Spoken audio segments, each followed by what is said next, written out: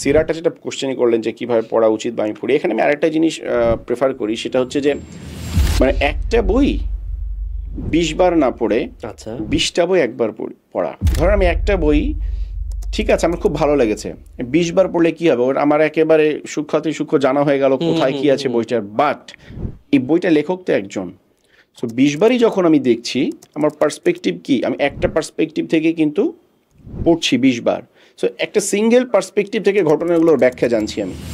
কিন্তু সিরা অনেক হাজার হাজার লক্ষ লক্ষ সিরা আছে, কিন্তু দেখবেন যে অলমোস্ট মানে কোনোটার সাথে কোনোটার কিন্তু আপনি কি পাবেন না, মানে পার্সপেক্টিভের মিল পাবেন। এক একজন লেখক এক একটা দৃষ্টিভঙ্গিকে ফোকাস করে লিখেছে।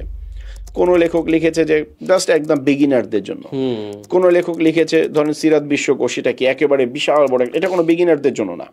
আবার কোনো লেখক লিখেছে যে আল্লাহ রাসূলের যুদ্ধ জীবনটাকে ফোকাস করে, কেউ কেউ লিখেছে তার পারিবারিক জীবনকে ফোকাস করে, কেউ লিখেছে তার সামায়েলকে ফোকাস করে। হ্যাঁ, তো এর জন্য আমি বলি যে ভিন্ন ভিন্ন পার্সপেক্টিভের বইগুলো পড়তে।